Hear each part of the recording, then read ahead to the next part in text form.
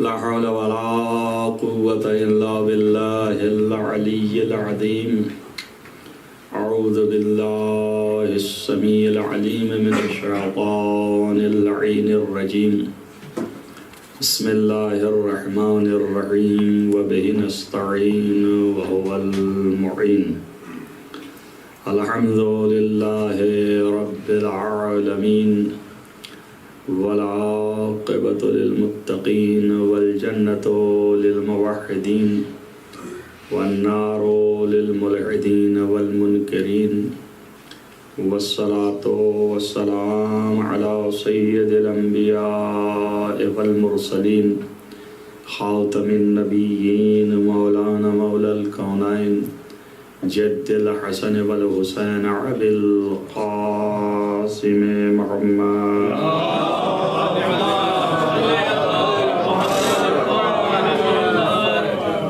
ولا سيما على ابن عمه ووزيره ووصيه وخليفته مقلوب كل غالب غالب كل غالب مولانا علي بن أبي طالب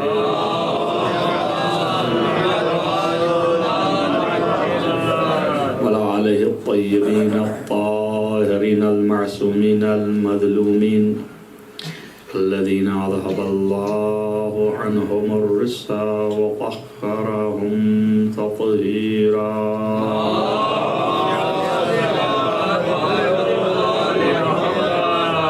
ولعنة الله على أعدائهم أجمعين من يومنا هذا إلى قيام يوم الدين. أما بعد فقد قال الله سبحانه وتعالى في كتابه الحكيم بسم الله الرحمن الرحيم والذين آمنوا أشد حبا لله صلوات محمد.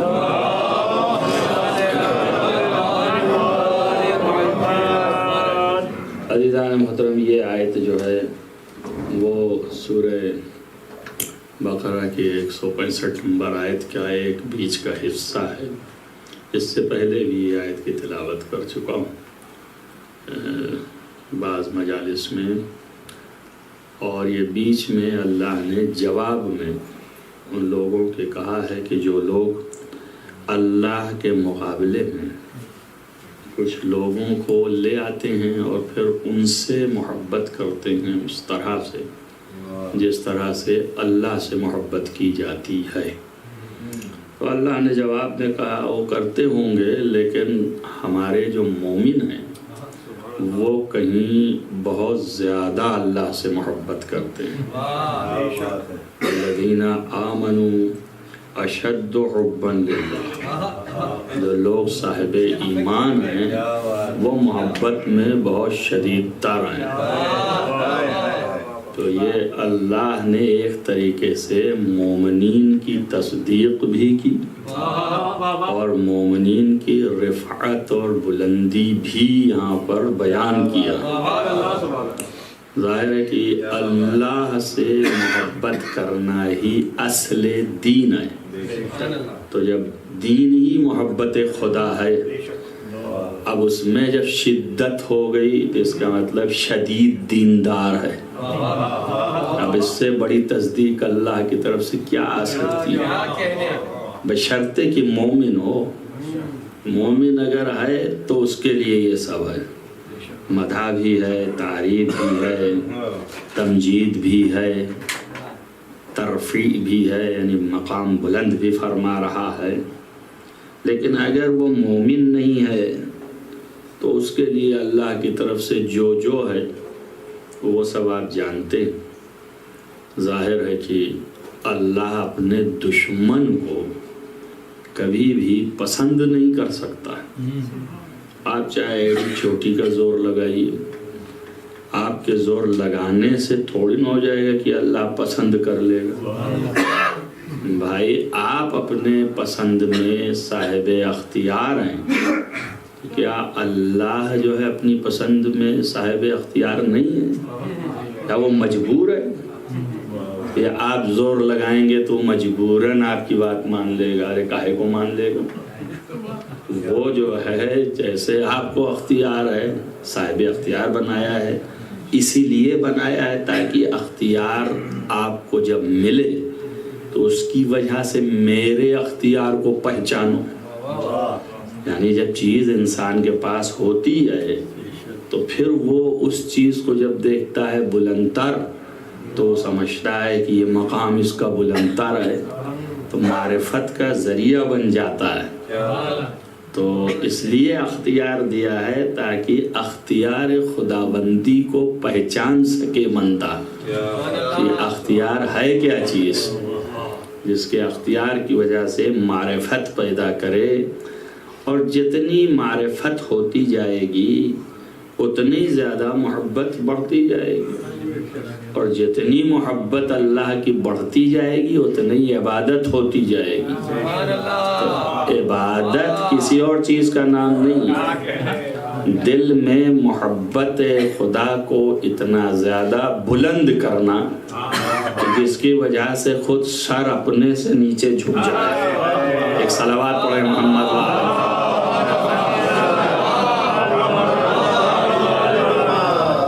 محبت الہی جو ہے وہ معیار بنیاد عبادت ہے. عبادت کے لیے محبت کی ضرورت ہے اور محبت کے لیے معرفت کی ضرورت ہے. اسی لیے امام حسین علیہ السلام کا ارشاد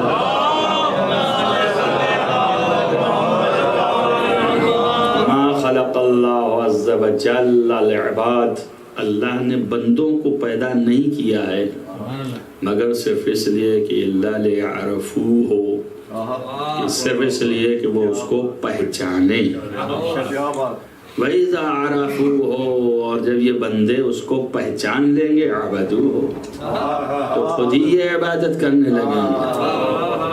وَإِذَا عَبَدُوهُ وَاسْتَغْنَوْا عَنْ بِعِبَادَتِهِ عَنْ عِبَادَتِ مَا سِوَاهُ، اگر یہ جو ہے اللہ کی عبادت کرنے لگیں گے تو اسی عبادت کی وجہ سے اللہ کے علاوہ ما سوا کی عبادت سے مستغنی ہو جائیں گے.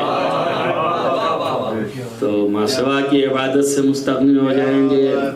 اس میں بھی لفظیں جو ہیں خابیدہ ہیں، معانی کو لیے ہوئے. ایک تو عبادت ہے پرستش، جس میں آپ کا دل جھکے اور آپ تسبیح کر رہے ہوں، تحلیل کر رہے ہوں، یہ عبادت ہے. اور ایک عبادت کے معنی ہے اطاعت کے، یعنی اصل جو ہے روح عبادت اطاعت ہی ہے. آپ کی تسبیح و تحلیل جو ہے زبان سے ادا ہونا یہ کافی نہیں ہے جب تک کہ دل میں آپ کے اطاعت کا جذبہ نہ ہو. تو اطاعت اصل عبادت ہے. اسی لیے میں اکثر مجلسوں میں کہتا چلا آیا ہوں اور اس نظریے سے پھرتا نہیں ہوں کہ یہ نماز روزہ اور یہ ساری چیزیں جو ذریعہ عبادت ہیں یہ جو ہیں عبادت نہیں ہے، یہ سب ذریعہ ہیں عبادت کا. چونکہ عبادت تو اصل اطاعت ہے، تو وہ اس کا بھوکا نہیں ہے کہ تم کو جو ہے وہ صبح نیند سے اٹھا کے زبردستی جھکوا دے اور تم جو ہے سر یہاں ٹکر مار کے وہ کر کے پھر لیٹ جاؤ. اس کا بھوکا نہیں ہے. اس کو کیا مل جائے گا؟ فقط ایک چیز ملے گا، وہ یہ کہ اپنی نیند کو قربان کر کے میری اطاعت کے لیے یہ کھڑا ہو جاتا ہے. جو بندہ اپنے آرام و آشائش و ناز و نعم کو میری خاطر ترک کرے تب اس کے ناز و نعم و آشائش میں اضافہ کرتے چلے جاؤ. صلوات پڑھیے محمد بابا.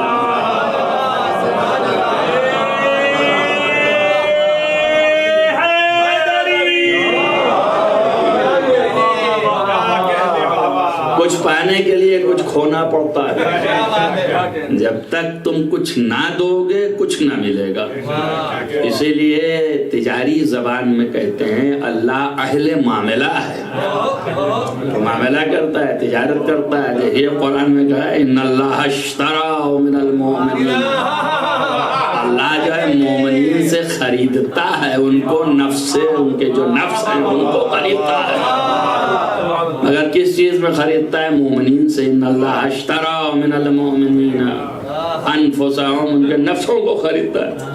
کس چیز سے خریدتا ہے؟ بِأَنَّ لَهُمُ الْجَنَّةَ، یعنی جنت کے مقابل مومنین سے نفس خریدتا ہے۔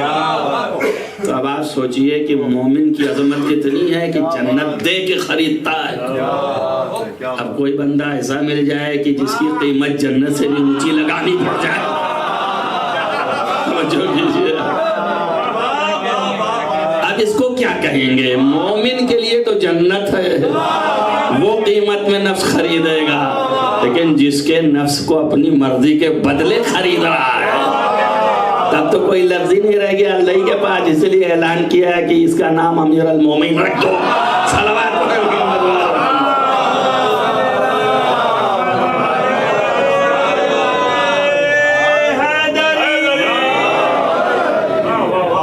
بیچ سکتے ہیں، اس میں حسرت نہ کھائیے کہ مولا علی نے بیچا اور ہم کو۔ آپ مومن بنیے اور مومن بن کے آپ بھی بیچ لیجئے اپنے نفس کو۔ اللہ تو خریدار ہے، وہ کہہ رہا ہے میں خریدنے کو تیار ہوں۔ تو اگر آپ اس کو اس نظریے سے دیکھیں اسی قرآنی آیت کے، تو آپ کو پتا چلے کہ دین کچھ بھی نہیں ہے سوائے تجارت کے۔ صرف تجارت کیجئے اور کچھ بھی نہیں۔ آپ اپنا مال بیچیے، اللہ سے اپنے مال پر لیجیے، اور اللہ تیار ہے، کہتا ہے اہل معاملہ ہوں، میں ذرہ راہ پیچھے نہیں ہٹنے والا ہوں، بشرطے کہ تم شرطوں کے ساتھ آؤ، ہمارے تمہارے شرطوں میں ایگریمنٹ ہو جائے، اس کے بعد جو ہے معاملہ ہوگا۔ تو غرض یہ کہ خدا بند عالم اب ان تمام شرائط میں جب معاملہ کرے گا تو ایک شرط معرفت بھی ہے، بغیر معرفت کے ممکن نہیں ہے۔ پانچویں امام سے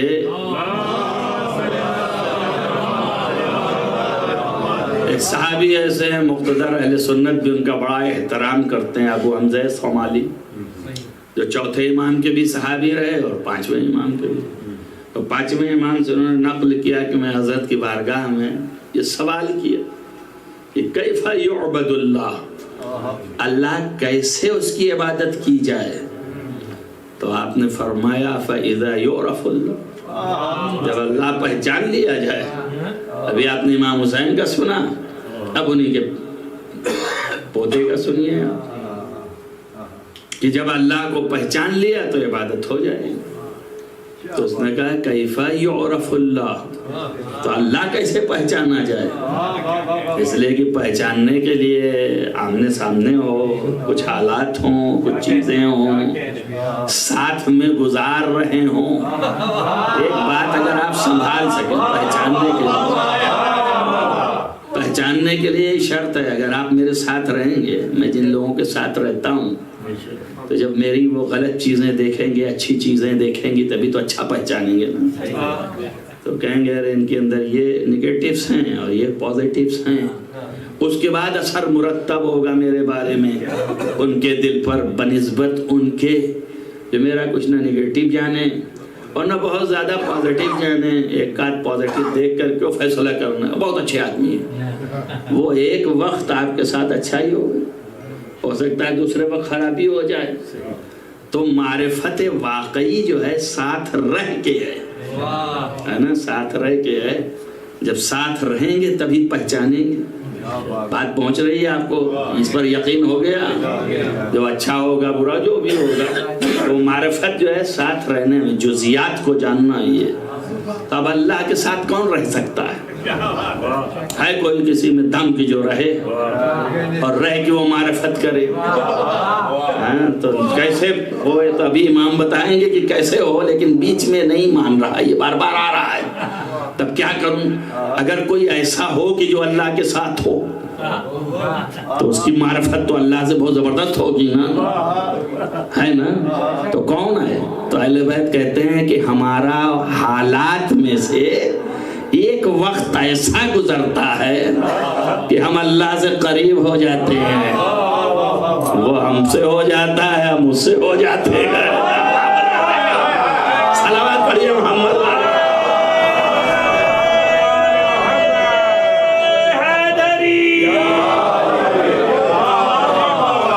اب اس کو لوگ سمجھ نہیں پاتے ہیں، کہتے ہیں اللہ بنا دیا ان کو.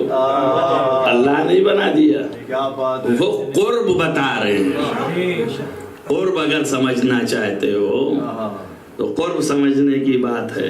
قربت اتنی ہو گئی، تو جب قرب جو ہے دلیل معرفت ہے تو وہ اپنی معرفت بتا رہے ہیں. ہماری معرفت کا ذریعہ قرب خدا بندی ہے. جب اس سے قریب ہو گئے تو اب پہچان لیا. تبھی تو اس نے کہا کہ آپ جو ہے کیا اللہ کو دیکھے ہیں؟ تو ان کا بغیر دیکھے کہیں عبادت ہوتی ہے؟ بغیر دیکھے تو عبادت نہیں ہوتی نا. جب مع اللہ ہے، جب اللہ کے ساتھ حالون ایک حال ایسا ہو جاتا ہے تو اب دیکھنا نہ دیکھنا کیا رہے گا. ایک صلوات پڑھیے محمد والا.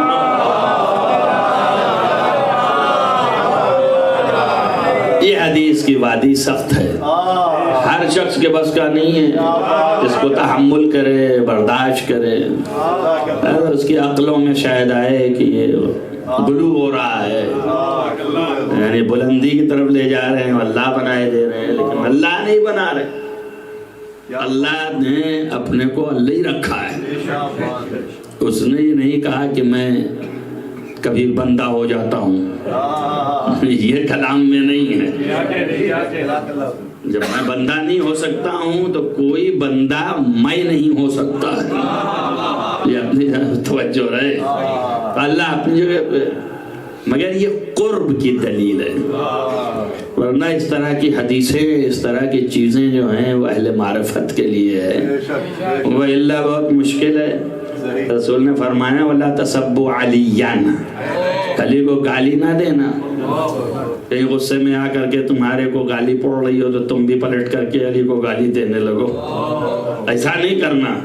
وَلَا تَسَبُّ عَلِيًّا فَإِنَّهُ فِي ذَاتِ اللَّهِ مَمْسُوس، اس لیے کہ وہ ذات خدا میں ممسوس ہے. آدمی کیا جو ہے وہ مانا کرے. ہم سے کہتے ہیں غلو نہ کیجئے. اگر نبی کا یہ فرمان ہے تو اب نبی سے بڑا کون ہے؟ نبی کہہ رہے ہیں. اب علماء بیچارے پریشان ہیں کہ بھائی معنی کرنے میں کہیں ایسا نہ ہو جائے کہ کوئی صاحب بھٹک جائیں. لہذا علماء جو ہیں اس کا معنی کر رہے ہیں. ان کا ذات اللہ یعنی ذات اوصاف اللہ، بیچ میں ایک وصف جو ہے وہ گر گیا. ذات اوصاف اللہ مطلب یہ ہے کہ اللہ کے صفتوں کا مالک جو ہے، اللہ کے صفت کا صاحب صفت، صفت اللہ یوں معنی کر لیں.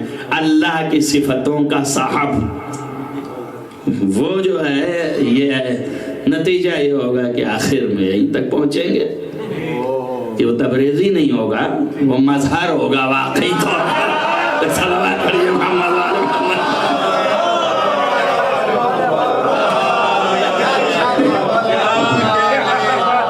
وہ مظہر صفات الہی. تو جو مظہر صفات الہی ہے اس کو برا بھلا مت کریں. آپ ایک صلوات پڑھیں.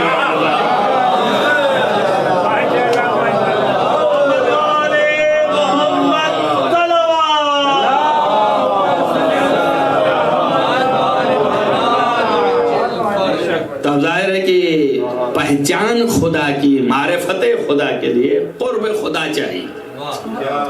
جس قدر آپ جو ہے قریب ہوں گے اس قدر معرفت پیدا کریں.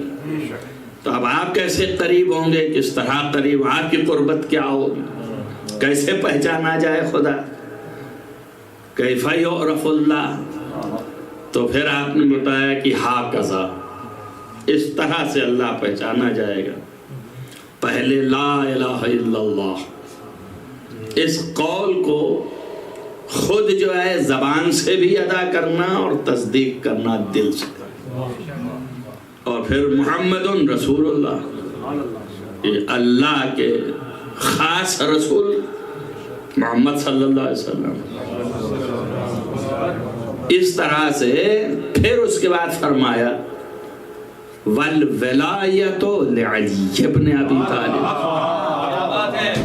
اور علی کی ولایت کا اقرار کرنا اور دل سے، وَالتَّصْدِيقُ بِهِ، دل سے اس کی تصدیق کرنا، وَالْوَلَایَةُ لِأَوْلَادِهِ مِنَ الْأَئِمَّةِ، اور ان کے اولادوں کی ولایت کا بھی اقرار کرنا، وَالتَّصْدِيقُ بِهِمْ، اور ان کی ولایت کا تصدیق کرنا دل سے. اب اس کے بعد کا جملہ ہے وَالْبَرَاءَةُ مِنْ عَدَائِهِمْ. تو ابھی تک تو آپ اسی میں اٹکے ہوئے تھے تولا تبرہ کیا ہے. اب اللہ نے یہ امام بیان فرما رہے ہیں ابو حمزہ صومالی سے کہ اللہ کی معرفت کے جو پلرز ہیں ان میں سے ایک پلر کا نام تبرہ اعدائے آل محمد. الصلوات پڑھیں محمد وآل محمد.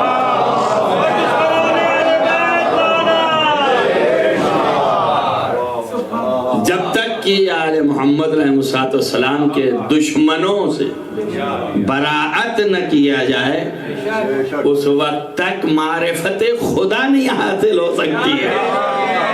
اور جب تک معرفت نہ حاصل ہوگی محبت خدا نہیں آئے گی، اور جب تک محبت نہیں آئے گی عبادت نہیں ڈھلے گا.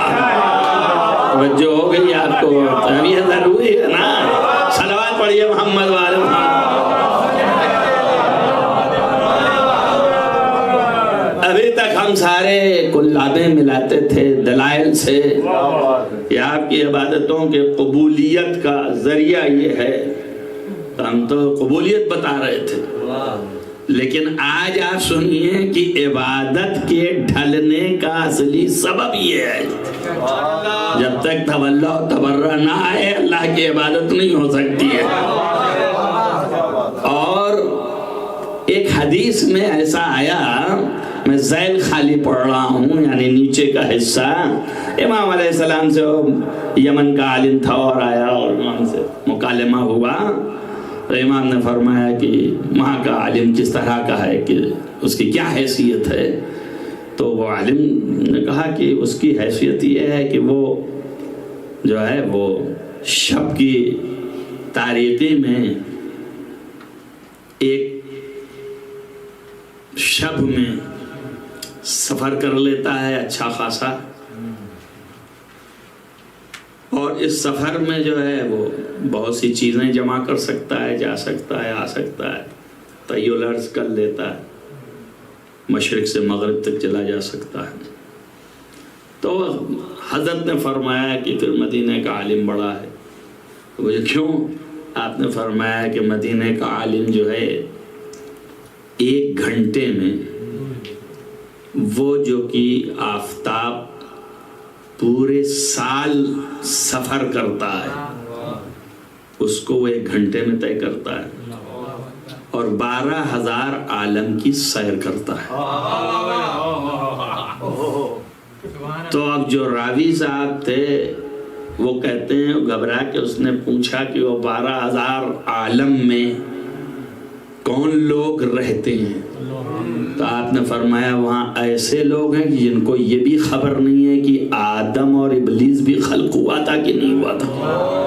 وہ ایسے ہیں کہ وہ آپ کو پہچانتے ہیں اور آپ ان کو پہچانتے ہیں. تو ان کا بے شک اس میں کوئی شک نہیں ہے. تو پھر وہ ان کا کیا حال ہے؟ تو آپ نے فرمایا ما افترض اللہ علیہم، اللہ نے ان پر کوئی چیز واجب نہیں کی الا ولایتنا، سوائے میری ولایت کے، والبراءۃ من اعدائنا. ایک صلوات پڑھیں محمد والے.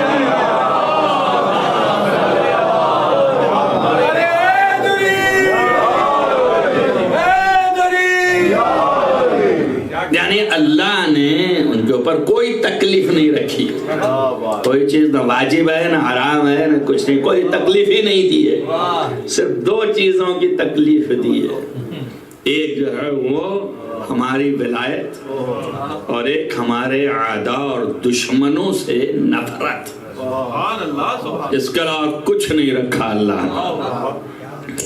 دیکھیے آپ، جب آپ کو میں نے بتا دیا کہ تولا اور تبرہ جو ہے وہ پلرز میں سے ہیں عبادت کے، تو اب آپ کے ذہن میں آ جانا چاہیے کہ عبادت سوائے معصومین کے لانے کے ساتھ میں ممکن نہیں ہے۔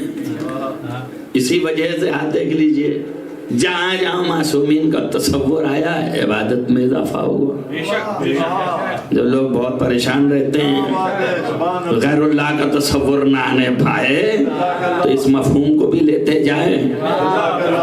رسول اللہ تھے نا سجدے میں، امام حسین سوار ہو گئے تو تصور تو آ گیا نا، لیکن اللہ نے کیا کہا جب تک یہ اتر نہ جائے تب تک آپ سجدے میں بڑھا دیجئے اور کرتے جائیے۔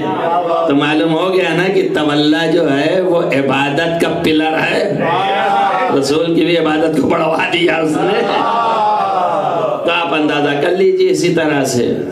تو یہ تصور آیا کہ نہیں آیا؟ اب غیر اللہ کا تصور آ گیا تو عبادت باطل ہو جانی چاہیے تھی، لیکن بہرحال ان کی تو نہیں ہوئی، ممکن ہے دوسروں کی ہو گئی ہو، اس لیے کہ وہ سر جب سجدے سے اٹھا لے گئے تو ختم ہو گئی کام۔ ایک صلوات پڑھ دیجئے محمد والا۔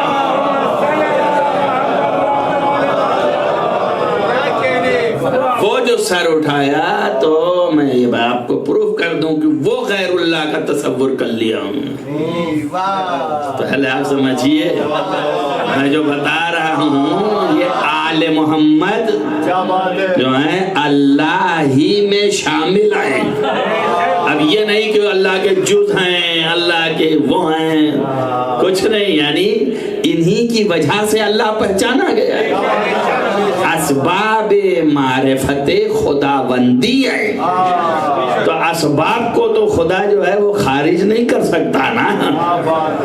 سورج جو ہے وہ چمکتا ہے، روشنی اس کی آتی ہے، تو اس کے روشنی کے آنے کا سبب جو ہے اس کی ریزز ہیں نا، کرنیں ہیں نا، تو اب کرن کو تو سورج سے جدا نہیں کر سکتے آپ۔ توجہ ہو گئی یا نہیں ہوئی؟ ویسے ہی حال یہاں ہے، اسی لیے پوچھا تھا نا امام باقر علیہ السلام سے کہ آپ بتائیے آپ کس طرح آپ کی خلقت ہے، آپ کا نورنا من نور اللہ، ہمارا نور اللہ کے نور سے خالی اتنا ہی نہیں، یفصلو فصل ہوتا ہے، یفصلو نورنا یفصلو من نور ربنا، ہمارے پروردگار کے نور سے فصل ہوتا ہے۔ وہ بھی گھبرا گیا آپ ہی کی طرح اور ہماری طرح ہے کہ بھائی فصل ہوتا ہے یعنی یوں جدا، تو پھر تو یہ تو شرک ہو گیا نا۔ تو گھبرا کے حضور دیکھنے لگا، امام نے کہا کہ شعاع الشمس من الشمس، ایسے ہی جیسے سورج سے سورج کی کرنیں جدا ہوتی ہیں، نہ کرن سورج ہے نہ سورج کرن ہے، عین حال میں دونوں جدا بھی نہیں ہے۔ توجہ کیجئے آپ، یہی حال جو ہے اللہ کا اور اہل بیت کا ہے، ہمارے نور کا اور خدا کے نور کا ہے۔ ایک صلوات پڑھیں محمد والا۔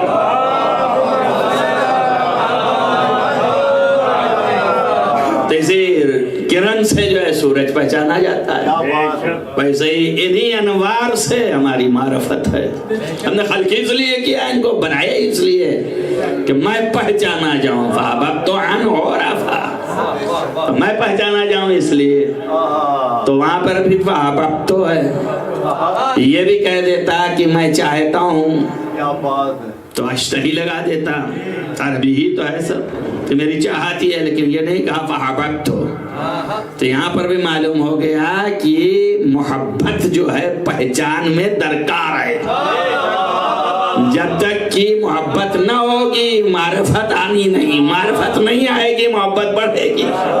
اس لیے بہت سے عرفاء کہتے ہیں کہ محبت اور معرفت میں تلازم ہے، لازم ملزوم ہے، یعنی جہاں محبت وہاں معرفت، جہاں معرفت وہاں محبت، اور جتنی معرفت بڑھتی جائے اتنی محبت بڑھتی جاتی ہے، اور جتنی محبت بڑھتی جاتی ہے ویسے ہی معرفت بھی بڑھتی جاتی ہے۔ جب اللہ کا نظام ہے فطرت نفسانی ہے، تو جب ایسا ہے تو عبادت کرنے کے لیے خدا کو پہچاننا چاہیے، اور اس کی پہچان سے محبت پیدا کریں۔ جس کی جتنی معرفت ہو گئی اتنی محبت، اب اس کی شدت، تو اس کا مطلب شدت محبت غلو نہیں ہے، شدت محبت عین عبادت ہے۔ تبھی تو اللہ کہہ رہا ہے والذین آمنوا اشد حبا للہ، جو مومن ہے وہی سب سے زیادہ مجھ سے محبت کرتے ہیں، شدید محبت۔ ایک صلوات پڑھیں محمد وار۔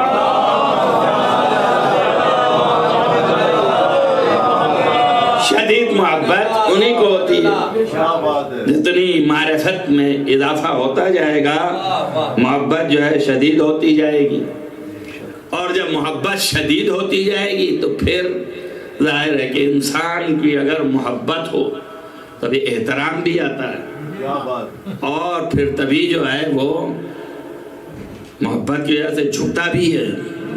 آپ دیکھیے یہ ایسے تھوڑے زبردستی کا جھکانا اور ہے، وہ لالچ میں جھکتا ہے، تو اس لیے کہ اگر سرکار کے سامنے جھک کر کے سلامی دیا تو شاید مقام مل جائے، ہوتا ہے نا۔ بادشاہ کے سامنے جب آتے ہیں تو ایسے جھکتے ہیں، خم ہو جاتے ہیں آدھا، اور ایسے کرتے رہتے ہیں تاکہ اس کو یہ ادا پسند ہو جائے تو ندمہ میں بنا لے کہ آؤ بیٹھ جاؤ، تم بھی یہاں جاؤ، ان کو بھی مقام دو، خلط دو، لباس دو، یہ دو وہ دو۔ محبت نہیں آئے، لالچ کے لیے آیا ہے، تو علوہ جھکا دو طرح جاتا ہے، ایک محبت کے لیے، ایک لالچ کے لیے۔ اللہ صرف یہی دیکھنا چاہتا ہے میرے سامنے جھکنے والے محبت سے جھک رہے ہیں، لالچ سے جھک رہے ہیں۔ جو لالچ والے ہیں ان کو الگ کر دے گا، جو محبت والے ہیں ان کا الگ مرتبہ ہے۔ جب عام بادشاہ جو ہے لالچ والوں کو کچھ دے ہی دیتا ہے تو وہ تو سب سے بڑا بادشاہ ہے، اس کے یہاں کیا کمی، کون سی کنجوسی، ان کا یہ کمبخت ہے اس لیے دے دو اس کو جائے، لیکن یہ محبت میں آیا، اس کو دے دو کا مسئلہ نہیں ہے، اس کو اب یہ نہیں کہ یہ دے دو وہ دے دو، سب کی سب دے دو۔ توجہ ہوئی آپ کو، جو محبت سے جھکا سب کی سب دے دو، اسی لیے اپنی قدرت ان کے ہاتھوں میں رکھ دی۔ جنہوں نے اپنے کو کچھ نہ سمجھا، صرف خدا ہی کو خدا کو سمجھا۔ ایک صلوات پڑھیے محمد وار۔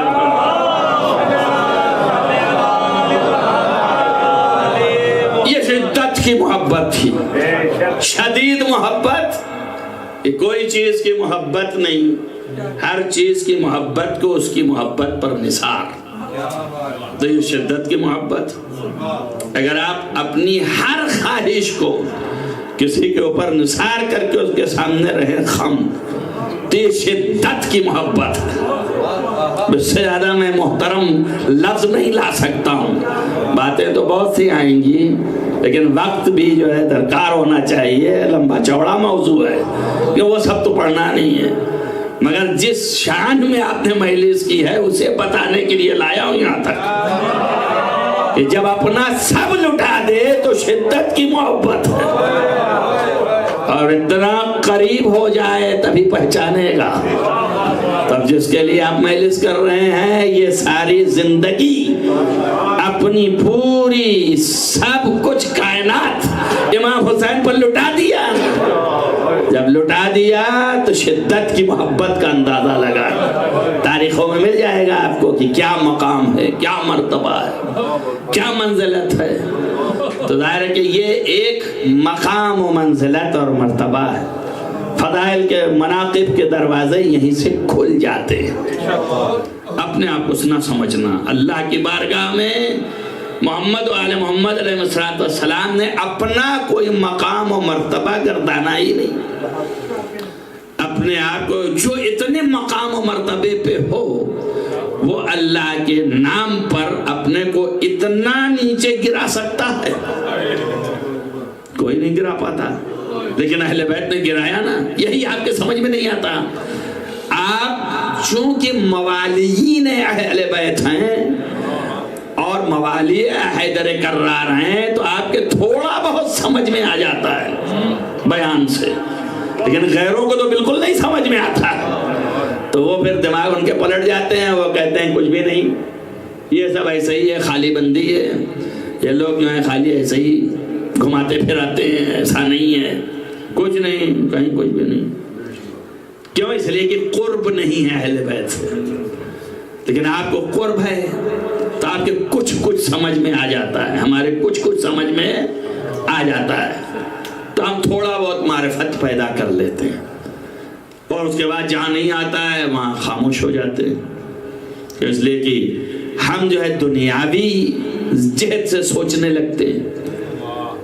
ہم اس مقام پر تصور لے نہیں جاتے کہ جس مقام پر پہنچ کے انہوں نے سب قربان کیا ہے. اگر اس مقام پر پہنچ کر کے ہم تصور کو پہنچا کر کے اور پھر سوچیں تو ان کے مقام ہمارے سمجھ میں آنے لگیں گے. پھر ہم کو بھی سمجھ میں آنے نہیں لگتا ہے تو ہم بھی کہتے ہیں جان رہے تھے سب بھی تھا، اس کے بعد بھی کیوں کھا لیا؟ جان رہے تھے ختم ہو جائیں گے تو پھر کیوں چلے گئے؟ جان رہے تھے، ارے جان رہے تھے، جان نہیں رہے، بغیر جانے اگر کیا تو یہ کیا فائدہ؟ پلٹ کے دیکھ لے، اگر بغیر جانے دفن ہو گیا تو اس میں کون سا کمال ہے؟ جان ہی کے کٹوانا تو اصل کمال ہے. تبھی تو جان کر کے آپ سمجھ لیجئے بغیر جانے ہوئے ابن زیاد میثم کی سولیاں لگا دیتا تو کون سا کمال تھا؟ میثم تو جان رہا، کہتا جا رہا ہے کہ ایسا کر ویسا کر، اس لیے تو ایسا ہی کرے گا، میرے مولا نے بتایا. تو آپ یہ دیکھیں ایمان کی آخری منزل پر آئے کہ علی سے سچا کوئی نہیں ہے، ہو کیا رہے گا؟ جھوٹا ثابت بھی نہیں ہونے پائے گا. اگر تو کوشش بھی کرے گا تو نہیں کر پائے گا. حب علی اس قدر بیٹھ گیا کہ اپنی پوری زندگی جو ہے محبت علی پر لٹا دیا. میثم جو ہے دنیا کے لیے مثال ہے محبت علی علیہ السلام کے لیے. کسی نے میثم کے بیٹے صالح ابن میثم سے سوال کیا کہ کوئی حدیث سنا دے. اس نے کہا حدیث لمبی چوڑی ہے، آخر کا جملہ سناتا ہوں.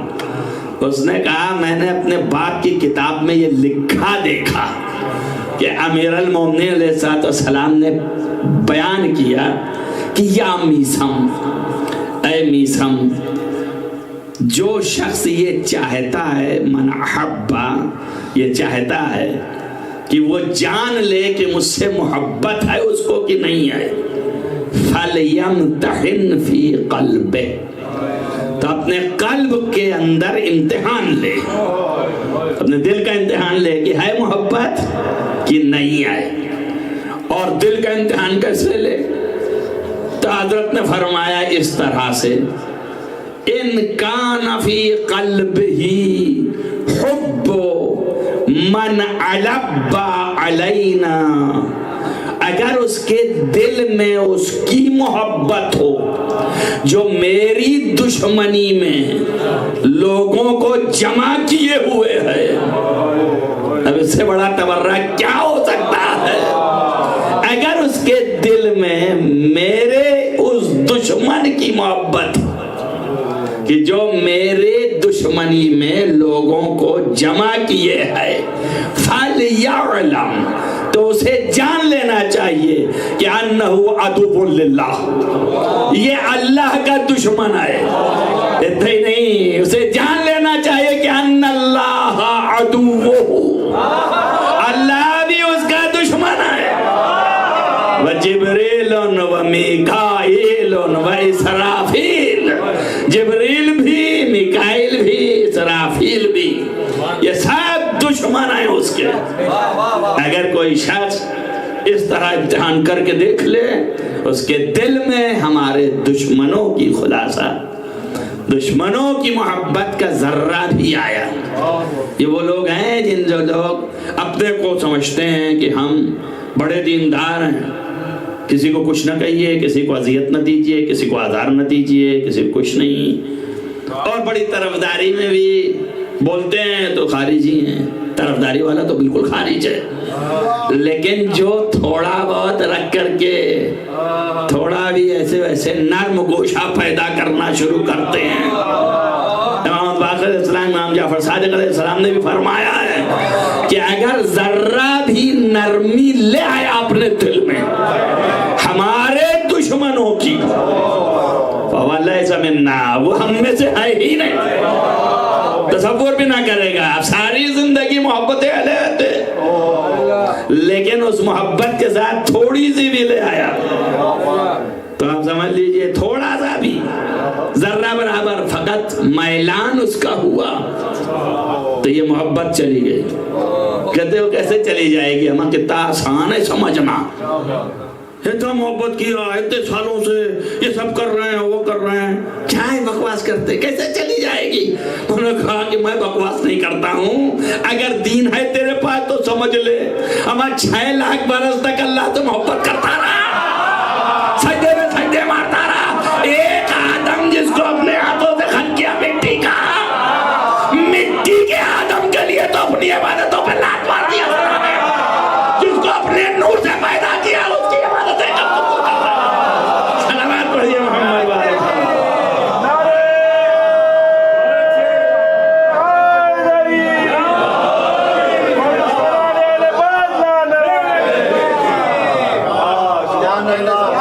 لاکھوں سال کی عبادت ایک مٹی سے بنے ہوئے آدم کے لیے, اس نے مار دی ہزار سے تیری عبادت نہیں چاہیے مجھے. تو جس کو اپنے نور سے بنایا, آپ کے کو سمجھ آ رہی ہے نہیں آ رہی ہے؟ جتنا نور میں اور خاک میں فرق ہے اتنا ہی علی اور آدم میں فرق ہے.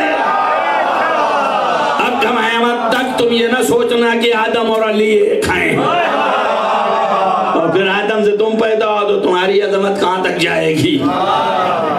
تو کہاں تم جو ہے علی کا مقابلہ کر سکتے ہو؟ ایک صلوات پڑھیں محمد والا.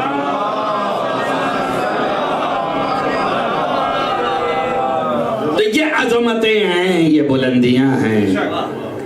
ظاہر ہے کہ بتا دیا کہ مناقب بہت ہیں, فضائل بہت ہیں, جس کا بیان جو ہے ہر شخص ظاہر ہے کبھی کر ہی نہیں سکتا ہے, پورا ادا ہی نہیں کر سکتا ہے. اس لیے کہ پورا ادا کرنے کے لیے عمریں وفا نہیں کریں گے. ہم کیا ہیں, جب کائنات ہی وفا نہ کرے گی تو ہم اور آپ کیا ہیں, بس خالی سنتے رہیں. نکالنا تو اور الگ چیز ہے, خالی وہی جتنا کہہ دیا اتنا ہی بیان کرتے رہیں, تب بھی کائنات ختم ہو جائے وہ نہ ختم ہو.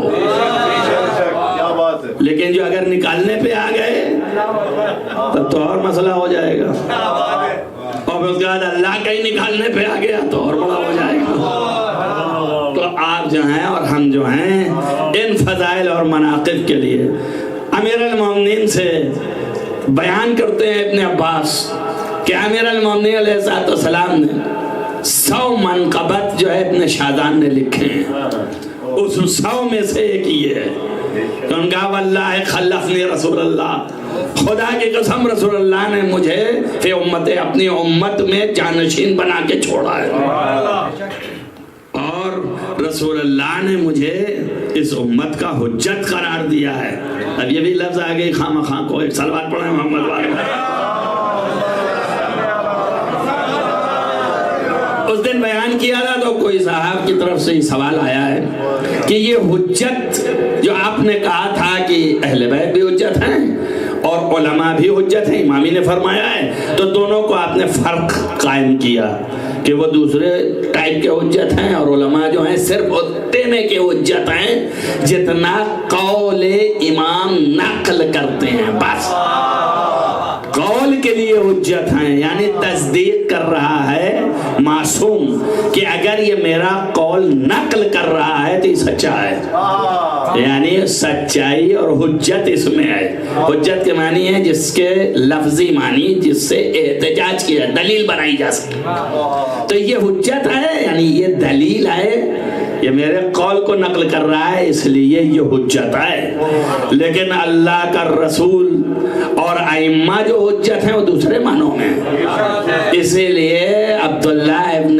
بکر جو ہے وہ چھٹے ایمان سے پوچھا اس نے، یہ آپ کو مشہور زمانہ جو زیارت کی کتاب ہے اور ایک عظیم عالم نے لکھا ہے کامل الزیارات، تو اس میں یہ روایت مل جائے گی۔ اور کامل الزیارات کا ایک راوی بھی اگر کسی دوسری روایت کو بیان کر رہا ہے تو سچا ہے، توجہ ہوئی یا نہیں ہوئی؟ یعنی اس کی تصدیق کی اب ضرورت نہیں ہے، سارے علماء کا اتفاق ہے اگر کامل الزیارات کا راوی کوئی حدیث بیان کر رہا ہے تو وہ سچا ہے، وہ موثق ہے۔ تو اب کامل الزیارات میں روایت ہے، موجود ہے۔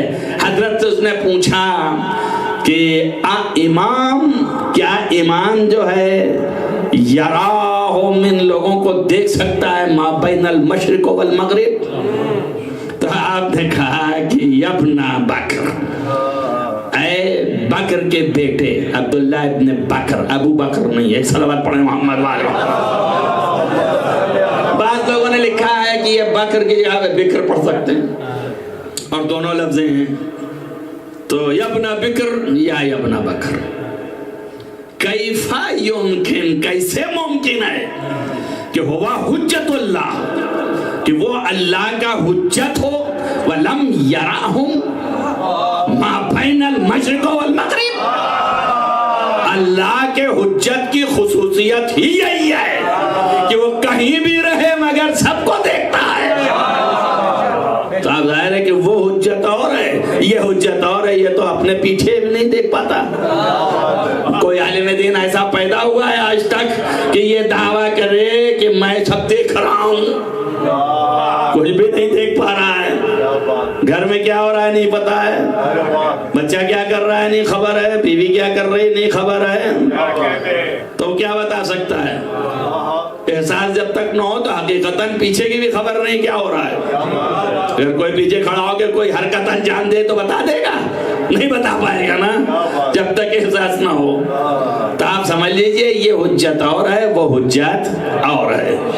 تو ظاہر ہے کہ یہاں پر بھی کہ مجھے اللہ کے نبی نے حجت قرار دیا اللہ کی طرف سے اور یہ بنا دیا، اور تنہا اتنا ہی نہیں، سب پر فرض کیا ہوا ہے ہماری ولایت کو، ویسے ہی ہماری ولایت لازم اور واجب ہے اہل السماوات پر جیسے کہ اہل الارض پر۔ جو صاحبان زمین ہیں جن پر واجب ہے ہماری ولایت، ویسے ہی ہماری ولایت اہل آسمان پر بھی لازم اور واجب ہے۔ وَأَنَّ الْمَلَائِكَةَ، یہ اصل جملہ ہے، تَتَذَاكَرُ فَضْلِي، ملائکہ ہمارے فضل کا ذکر کرتے رہتے ہیں۔ توجہ کرنا بات پر، بات عبادت کی تھی، اب عبادت ڈھونڈ لو کسے کہتے ہیں۔ ان الملائکۃ تتذاکر فضلی ذالک تسبیحہم عند اللہ، یہ ان کی تسبیح مانی جاتی ہے اللہ کے طرف۔ صلوات پڑھیے محمد۔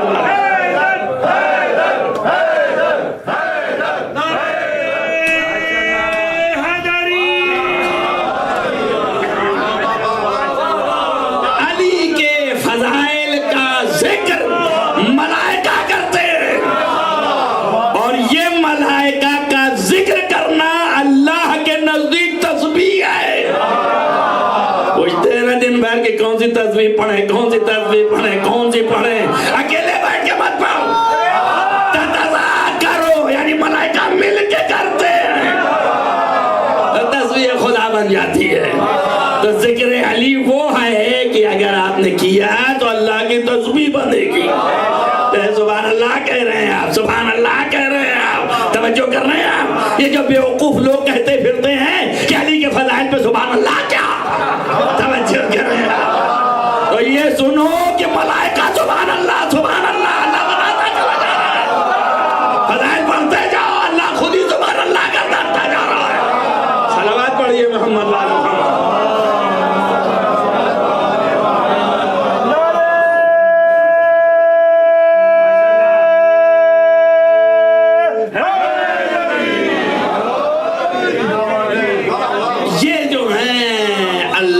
نزدیک تسبیح ہے. اس کے بعد کے بھی الفاظ ہیں, آپ دیکھ لیجئے. چھٹے امام نے فرمایا ایک شخص سے کہ تو کیا سمجھتا ہے میرے جد کو یا ان کی ولایت کو؟ ظاہر ہے کہ ہماری ولایت انہی کی ولایت سے ہے. یعنی امام جب یہ کہہ دے تو یہ بھی سن لیجئے, بہت بڑی بات ہے یہ. چھٹے امام نے فرمایا کہ مجھے اس بات کا زیادہ گھمنڈ نہیں ہے کہ میں ان کی اولاد ہوں, مجھے تو اس بات کا گھمنڈ ہے کہ میں ان کی ولایت میں ہوں. توجہ کر رہے ہیں آپ. اولاد ہونا زیادہ شرف نہیں جانتا ہوں, ولایت کا ہونا شرف جانتا ہوں. معصوم کہہ رہا ہے جو خود صاحب ولایت ہے, اس کے بعد علی کی ولایت کا تذکرہ کر رہا ہے.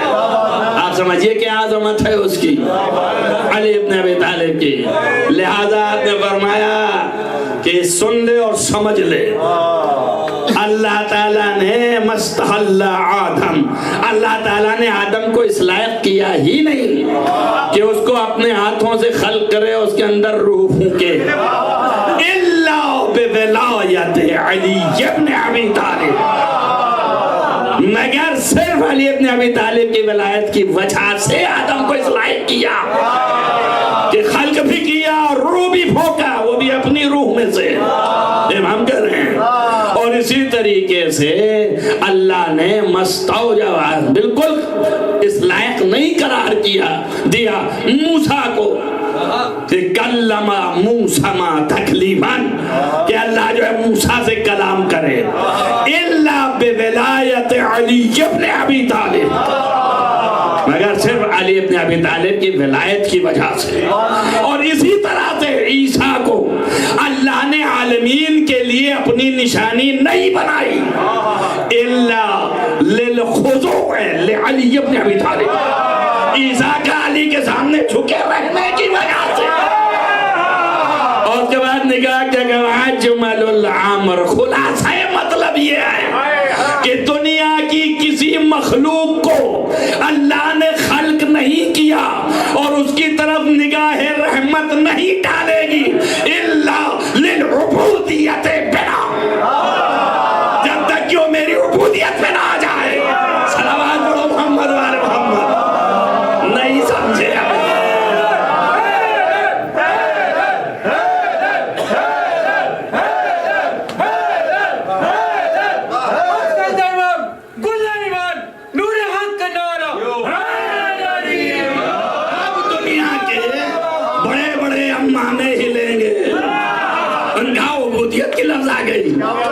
یہ 1.5 گھنٹہ کا جو مقدمہ بناتا ہوں مجلس میں, جسے تم سمجھتے ہو کہ پتہ نہیں کدھر کہاں کیا کر رہے ہیں, وہ اسی لیے بناتا ہوں. آپ کو بتا دیا کہ عبادت کی اصل روح کا نام اطاعت ہے. تو لفظ سے وحشت نہ کرو, لفظ سے وحشت نہ کرو.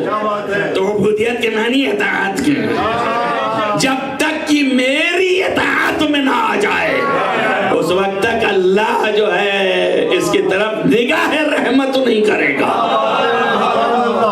نگاہ رحمت کر ہی نہیں سکتا ہے. یہ عظمتیں ہیں محمد وآل محمد کی, ان کے مقام تک کون پہنچ سکتا ہے؟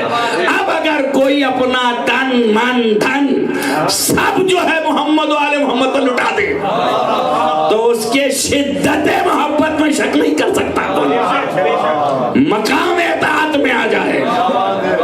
یہاں ایک چیز ٹھان لی کہ ہمیں کرنا ہے تو کوئی ادھر سے ادھر ہو جائے وہ بدلتا نہیں ہے. اب سوچ لیں کہ اگر جناب رباب نے یہ ٹھان لیا کہ مجھے یہ کرنا ہے تو دنیا کی طاقت ادھر سے ادھر ہو جائے, نہیں کیا, مگر جب امام کا حکم آ گیا تو سب لٹا دیا. آپ دیکھ لیجئے جو اپنی زندگی میں کبھی سایہ نہیں لیا امام حسین کے پاس, لیکن حکم امام آتے ہی 7 قدم ہٹا لیا. اسے کہتے ہیں تن من دھن کا لٹانا, عارف امامت, اطاعت امامت. توجہ کریں, آج کی دنیا کی ایک جو ہے اس کے اولاد بھی نہیں تھی, کم وقت رسول اللہ سے نسبت ہو جانے پہ اماں بنی بیٹھی, پورے کائنات کو بچا رہی ہے. جس کی اولاد تن من دھن سب لوٹا دیا, کل کے کہہ سکتے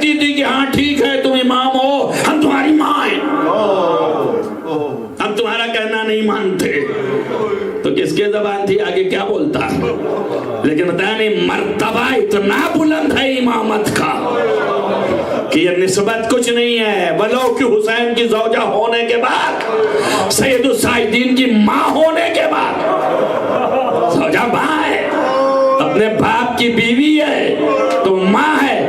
وہ سید الساجدین جس نے اپنے ماں کا اتنا احترام کیا ہے کہ کبھی دسترخوان پہ بیٹھ کے کھانا نہیں کھایا. کسی نے پوچھا آپ اپنی ماں کے ساتھ کیوں نہیں بیٹھ کے کھاتے؟ ان کا مجھے حیا آتی ہے کہ میری ماں اپنا ہاتھ بڑھائے اور میں بھی بڑھاؤں تو کہیں ایسا نہ ہو جائے کہ میری وجہ سے وہ ہاتھ روک لے. اس کا حق ہے. جو اتنا اپنی ماں کو چاہتا مانتا ہو، اس نے اذن دیا کہ اب آپ کو سایہ لینا ہے. تمام تاریخوں نے لکھا ہے اس کو، ہر تاریخ میں موجود ہے. بہت سی باتیں میں نے کہا آپ سے سب چھوڑتے ہوئے اب آئے ہیں غم منانے کے لیے، تو اس لیے یہ بھی بات صاف ہوتی جائے، آپ کے ذہنوں سے نکلتی جائے اور سمجھتے جائیں. آپ تاریخوں میں اختلافات بہت ہیں، چونکہ دشمنوں کا ہولڈ رہا ہے تو دشمن کچھ بھی لکھ سکتے ہیں، کچھ بھی کر سکتے ہیں. مگر جو شہرت و مشہوریت ہے وہ اپنی جگہ پہ ہے. آپ اگر تاریخ اٹھا کے دیکھیں تو تقریباً شہرت ہے اس بات کی کہ سن 62 ہجری میں آپ کی وفات شہادت جو کچھ بھی مانے آپ. ہم شہادت اس لیے کہتے ہیں کہ اثر ایک واقعہ کربلا سے آپ دنیا سے گئی. اگر ایک عام انسان حب اہل بیت رکھ لے تو شہید ہے. جائے کہ شدت کی محبت اہل بیت سے رکھنے والی، اس کی شہادت میں شک نہیں ہے. لیکن شہادت خصوصی اگر کوئی چاہتا ہے تو وہ بھی ثابت کر سکتا ہو. کیوں؟ اس لیے کہ واقع کربلا کے جو اثرات ان کے جسم پر طاری ہوئے، جو مصائب کے تحمل کرنے میں، تو اسی سے دنیا سے روانہ ہوئی. ظاہر ہے کہ اس کے اثر میں دنیا سے گئیں تو شہید کہلائیں گی. جنگ میں جو لوگ رسول کے زمانے میں اس طرح کے تھے کہ ان کو تیر لگ گیا اور اس کے بعد اس جنگ سے 2-3 سال کے بعد انتقال ہوا، ان کو شہید کہا گیا. تو اس حیثیت سے بھی شہادت خصوصی کا بھی شرف حاصل ہے. لیکن لوگ وفات لکھتے ہیں اس لیے کہ میدان میں نہیں شہید ہو گئے. تو اب وہ کیوں لکھتے ہیں؟ یہی وجہ ہوگی لکھنے کی. لیکن میں جو آپ کے سامنے پیش کیا تو وہ یہ ہے. دوسری بات یہ ہے کہ سن 62 ہجری کا اگر اتفاق ہو گیا تو سن 62 ہجری میں ہی قافلہ لوٹ کر کے آیا. میری تحقیق کے مطابق قافلہ جو ہے سن 61 ہجری میں، یعنی واقع کربلا سن 61 ہجری میں ہو رہا ہے نا. عاشور کا دن سن 61 ہجری کے عاشور میں. اس کے بعد اسی چہلم میں نہیں لوٹ کے آیا قافلہ، ناممکن ہے. تحلیل کر لیجئے، ایک دن تحلیل کر کے بھی بتا دیا آپ کو. تو اب وہ چیزوں کو دہرانا تو ظاہر ہے کہ سال بھرے کے بعد لوٹ کے آیا. اور جب قافلہ پہنچا تو 7 کی رات میں پہنچا یا 8 کی صبح میں پہنچا، تو 7 کو بھی آپ کی وفات ہونا ممکن نہیں یا شہادت ہونا ممکن نہیں. اور 8 تاریخ کا کسی نے لکھا نہیں. اور 10 تاریخ کا ہونا ایک ہی دن میں حتی مہتت کی لفظ لگائے گا نہیں آدمی کہ مرتے مر گئی مگر سایہ نہیں لیا. تو اس کا مطلب مدت گزری ہے، تب تک سایہ نہیں لیا اور لوگوں کے سامنے یہ رہا کہ دھوپ میں رہی ہیں. تو 10 بھی نہیں ہو سکتا، 9 ربیع الاول کے بعد 10 یہ بھی نہیں ہو سکتا. اور سن 62 میں ہوا تو معلوم نہیں اب کس مہینے میں ہوا، کسی کو نہیں پتا. اب کسی نے تخمینہ لگا کے اگر لکھ دیا کہ رجب میں ہوا تو تخمینہ ہی ہے. کسی نے کہا شوال میں ہوا تو تخمینہ ہی ہے. کسی نے کہا ذی الحجہ میں ہوا تو تخمینہ ہی ہے، خیالی ہے، آپ لا نہیں سکتے. سن 63 میں پھر جو ہے حالات خراب ہوئے. اور یہ مسلم ہے کہ حضرت زینب سلام اللہ کی حیات میں ہی حضرت رباب کی شہادت ہوئی ہے. تاریخ کے گوشے ایسے ہیں. کیوں؟ اس لیے کہ بی بی تھک گئی کر مگر آپ نہیں آئیں. تب آپ نے جا کے کہا ہے میرے لال اب تم اپنے امامت کا پورا پاور، امامت کی قوت و طاقت کو صرف کرو. تو توجہ ہو گئی آپ کو. حضرت زینب کا ہر فرمان مانا ہے بی بی رباب نے. تو شہادت کی ان کی مجلس ہے، اس لیے میں یہاں تک صاف کرتا جا رہا ہوں۔ رہا معاملہ مجلس کرنے کا تو آپ کبھی بھی کر سکتے ہیں، مجلس جو ہے ان کا ذکر ہے، ان کی مصیبت کا ذکر ہے، کبھی بھی غم منائیے، کوئی فرق نہیں پڑتا ہے، غم منانا اپنی جگہ پہ ہے، لیکن معین کوئی تاریخ میں معین تاریخ نہیں ہے، ابھی تک مجھے نہیں مل پائی جو مضبوط ہو، محکم ہو۔ ملے گی ضرور انشاءاللہ آپ کو عرض کروں گا، اور اللہ کرے کہ مل جائے۔ لیکن یہ ہے کہ مجلس کا کرنا کبھی کر سکتے۔ بعد لوگ پوچھتے ہیں، کوئی کسی نے مولا علی کا چہلم کرنا چاہا تو آ کے مجھ سے سوال کیا، ان کا بھائی آپ اپنے مراجع سے پوچھ لیجئے، لیکن میرے نزدیک یہ کوئی حرج نہیں ہے، مگر چہلم کے عنوان سے مت مجلس کیجئے، اس لیے کہ امام علی علیہ السلام کے 2 بڑے بیٹے علاوہ سارے بیٹے موجود، تو انہوں نے تو چہلم کیا ہے، امام حسین کا چہلم نہیں ہوا، اس کی یاد بنائی جاتی ہے۔ کوئی چیز جو ہے اس کی کوئی خاص اہمیت ہے، امام حسین کا چہلم ہی نہیں ہوا۔ اب جو لوگ کہتے ہیں کہ اسی سال چہلم میں لوٹ کے قافلہ آ گیا تھا، تو اگر جب قافلہ آ گیا تو چہلم ہو گیا، پھر منا لیا نا اہل بیت نے آ کر کے، تو ان کا بھی نہیں منانا چاہیے۔ اس لیے معلوم ہوتا ہے کہ چہلم نہیں ہوا، پہلا چہلم قید خانے میں گزرا،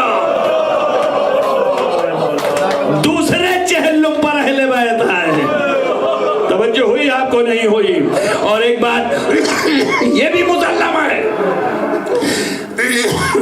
کہ جب اہل بیت تشریف لے آئے شام سے، تبھی آپ کا سر ساتھ میں آیا۔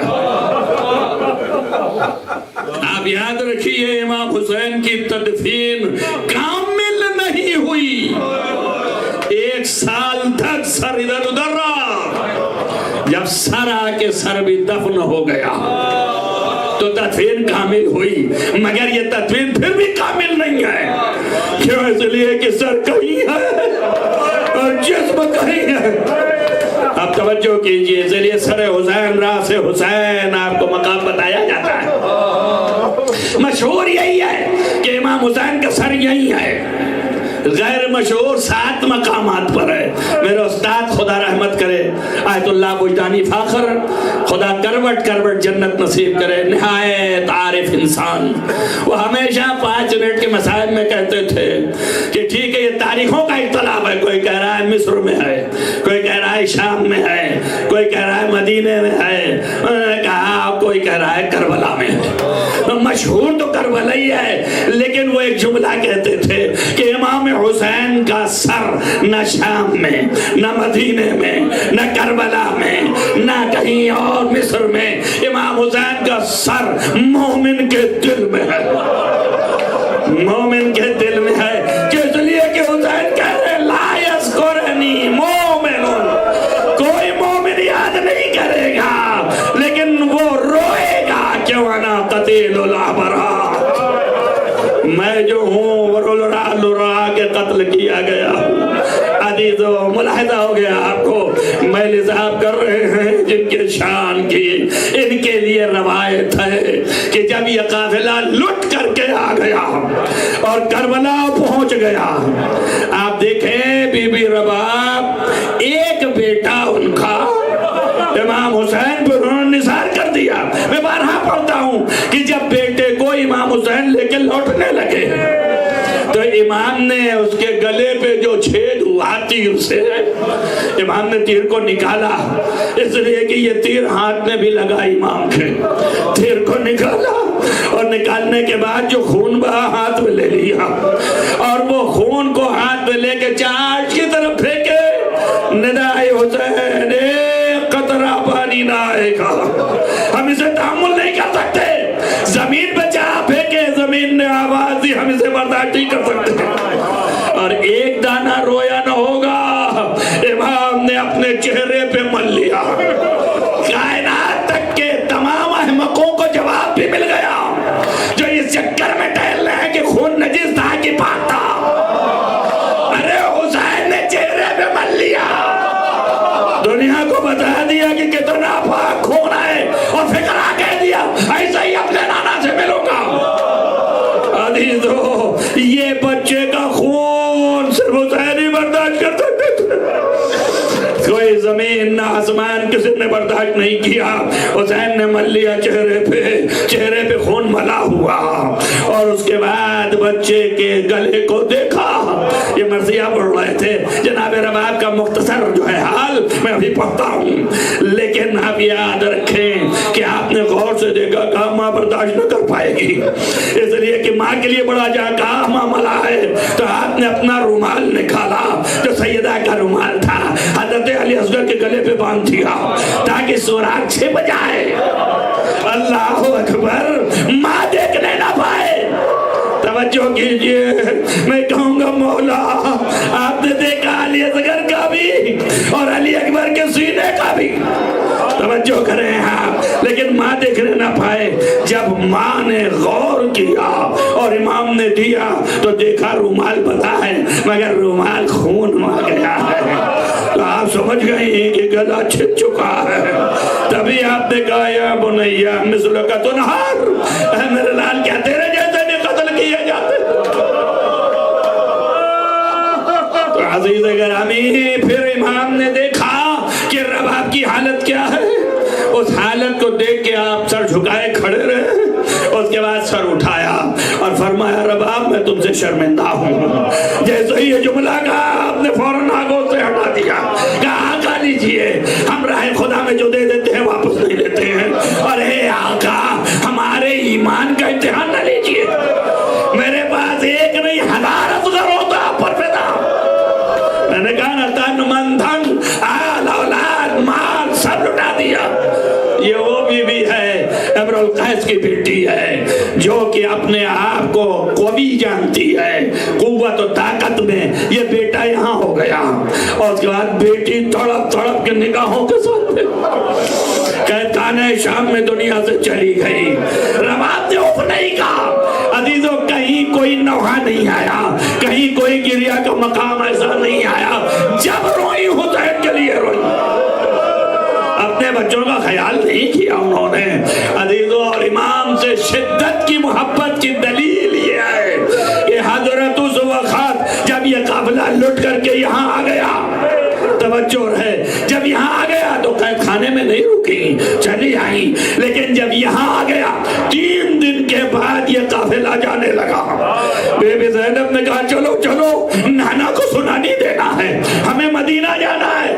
اپنے بھائی کو پکار کے کہا بھیا اگر نانا کو نہ بتانا ہوتا کہ اس لیے کوئی انتظار کر رہے ہیں خبر لینے کے لیے, تو ان کے انتظار کی وجہ سے جا رہی ہوں, ورنہ آپ کی قبر نہ چھوڑتی, میں مجاوری کرتی یہیں پر, یہیں رہتی, آپ کے پاس رہتی, مگر مجبوری ہے اس لیے جا رہی ہوں. لکھا ہے روایتوں میں سب کو سوار کیا. عزیزو, یہاں پہ بڑے فقرات ہیں, ساری بیویوں کو سوار کر دیا, سب سوار ہو گئی. اس کے بعد نگاہ کیا تو ان کو رباب نہ ملی. وہ جیسے ہی دیکھا رباب نہیں ہے, ادھر ادھر ڈھونڈا مگر رباب نظر نہیں آئی. آگے بڑھی, مقتل کی طرف گئی تو دیکھا حسین کے قبر کے پاس بیٹھی ہے. جیسے ہی دیکھا آپ نے کہا بی بی رباب کیا ساتھ نہ چلو گی, چلو اٹھو, چلو بی بی چلو, مدینہ چلتے ہیں, نانا انتظار میں ہیں. کوئی جواب نہ دیا, سر جھکا لیا. دوبارہ فرمایا اے بہن رباب میں زینب کہہ رہی ہوں کیا نہیں چلو گی, چلو نانا انتظار کر رہے ہیں. پھر بھی کوئی جواب نہ دیا. تیسری دفعہ کہا رباب میں فاطمہ کی جائی بول رہی ہوں, کیا نہیں چلو گی. نانا کو اور اماں کو خبر دینے کے لیے سر اٹھایا, ہاتھ جوڑا, کہا شہزادی سارا ساتھ دیا ہے, لیکن اب یہ مدینہ آپ کو مبارک ہو, آپ جائیے, خدا عبداللہ کو سلامت رکھے, لیکن میں کیا کرنے جاؤں. ایک امانت میری قید خانے میں اور ایک امانت یہاں, ارے میں آقا کے سرانے زندگی گزار دوں گی. جزاکم ربکم خیر الجزا. عزیزو, بڑی منت و سماجت سے امام سجاد نے یہاں پر بھی آ کے مدد کیا اپنے پھوپھی کی، اور پھر جناب رباب کو لے کے گئے۔ اور جب یہ مدینہ پہنچ گئی تو مدینے میں سارے مورخین سنی شیعہ سب نے لکھا ہے کہ ما سقف الظل، کبھی بھی آپ نے چھت کا سہارا نہیں لیا، حتی ماتت، جب تک مر نہیں گئی۔ آپ کے اوپر دھوپ ہو، بارش ہو، جو بھی ہو، یہ لفظ بتا رہا ہے کہ مدت گزری ہے، اتنی مدت گزری ہے کہ آپ وہیں پر صحن خانہ میں رہیں، کبھی کوئی سائے کے نیچے نہیں گئی، کسی سقف اور چھت کے نیچے نہیں گئی، اور حسین کا غم کرتی رہی۔ کبھی سکینہ کا مرثیہ پڑھا، کبھی علی اصغر کا مرثیہ پڑھا، اور پھر امام آقا حسین کا مرثیہ پڑھا۔ رباب کے مراثی لکھے ہوئے ہیں، ایک دو نہیں ہے، بہت سے اشعار ہیں جس میں بار بار کہتی ہیں کہ اے میرے آقا میری محبت میں اب شک نہ کیجئے گا، اے آقا میری محبت میں شک نہ کیجئے گا، میری وفاداری میں کوئی عیب نہیں آیا ہے، آقا آپ پہ ساری قوت میں نے لٹا دی ہے اور اب بھی اپنی جان دینے کو حاضر ہوں۔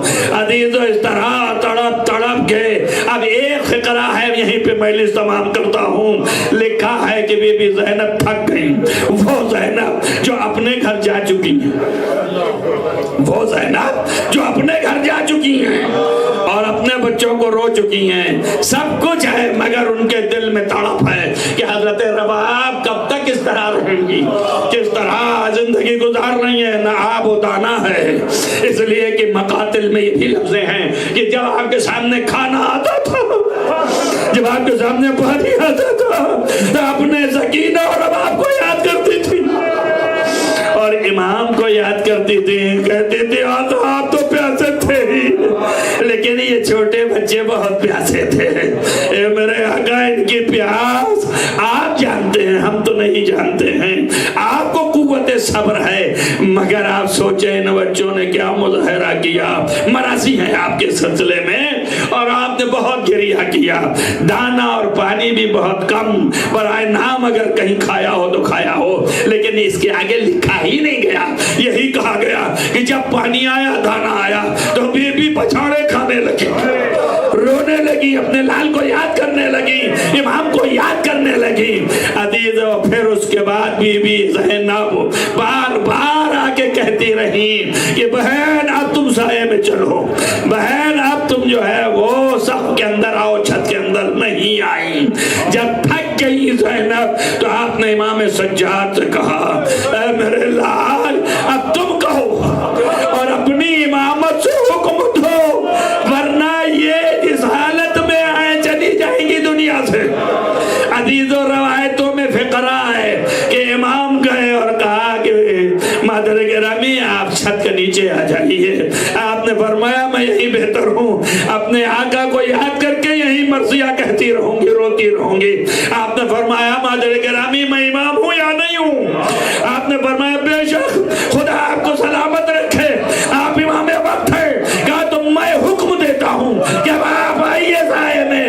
بی بی کھڑی ہو گئی اور کھڑے ہونے کے بعد رخ کیا کربلا کا، آواز دیا سنتے ہو، میں مجبور ہو گئی، حکم امامت پہ روایتوں میں قدم اٹھایا کہ جائے تحت ساق چھت کے نیچے، ابھی پہنچی نہ تھی کہ اللہ نے روح قبض کرا لی کہ اپنے عہد میں رباب رہ جائے۔ ارے اللہ، حسین کی یہ چاہنے والی قیامت تک کے لیے دنیا سے چلی گئی، امام سجاد لپٹ گئے۔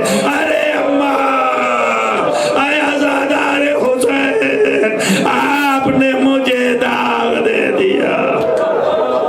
سیعلم الذین ظلموا أَيَّ منقلب۔ اللهم إني أسألك بحق فاطمة وأبيها وبالها وبنيها وسر المستضعفين أن تصل على محمد وآله معبود گناہان کبیرہ و صغیرہ عفو فرما، نیک اعمال کی توفیق عطا فرما۔ جہاں جہاں بھی محبان آل محمد ان کو حفظ امان میں رکھ، روضہ مقدس کی حفاظت فرما۔ بار رہا تمام دنیا میں نامنی بے چینی ظلم جو ہے اس کو نیست و نابود فرما۔ بار الہا مظلومین کی حمایت فرما مولا حاضرین جلسہ کے دلی مرادوں کو بھر ابو دشمنان اہل بیت کو عذاب در عذاب در عذاب عنایت فرماتا ہے بار رات جو واسطہ ہے تمام علماء عالم کا سایہ ہمارے سروں پر محفوظ رکھ مراجع اور رہبری کی حفاظت فرما بار الہ ہمارے آقا اور مولا ولی نعمت صاحب عزا کو ان کا ظہور جلد از جلد فرما کہ اصحاب و انصار مخلصین میں قرار دے بار الہ ان کو ہم سے راضی و خوشنود قرار دے اللہم تقبل من دعا